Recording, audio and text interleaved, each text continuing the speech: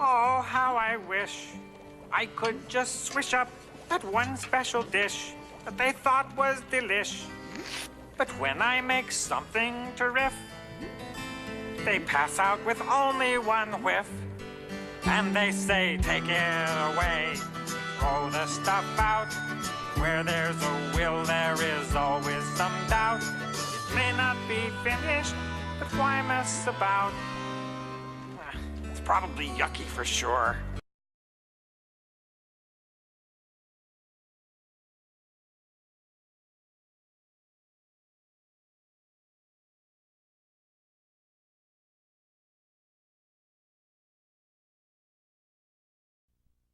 We now return to Engineering Disasters 3 on Modern Marvels.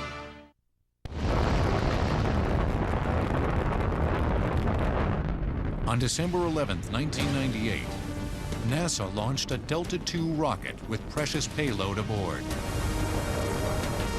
The Mars Climate Orbiter was on its way to the Red Planet.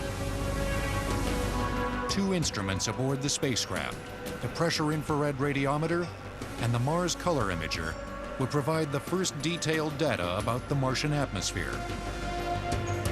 The orbiter would remain in Martian orbit for 2 years and function as a relay station for the next planned mission. In this way, NASA would fly 2 smaller, cheaper missions rather than a single costly mission. It was a 2-for-1 approach that was hailed for its economy and efficiency. NASA engineers had adopted a philosophy they called faster, better, cheaper, believing that it would allow them to fly more missions and spend less.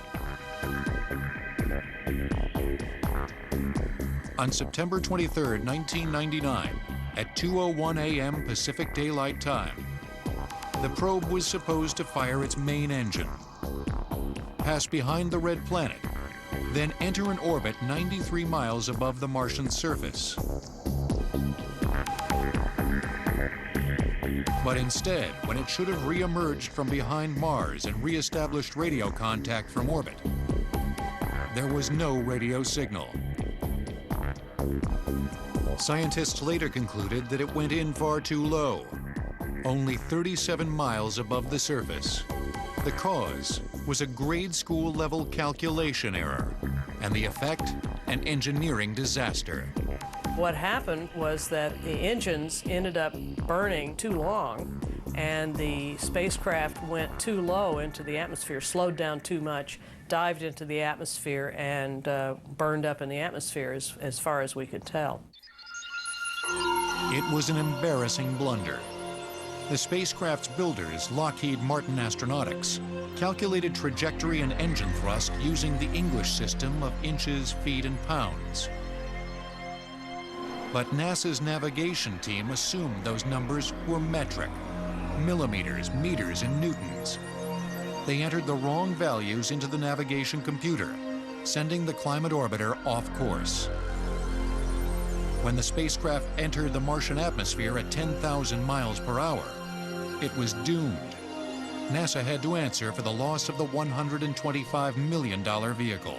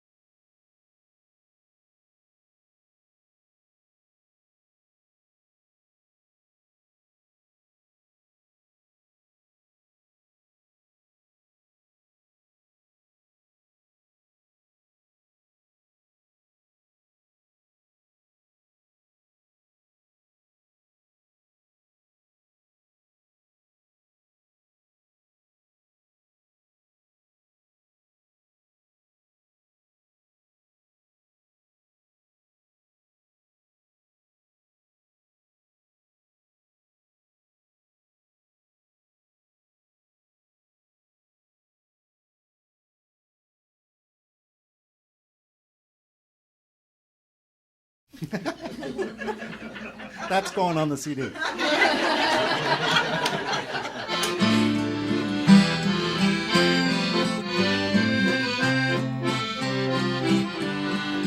So there's 65 miles to go to get to my sweet prairie flower.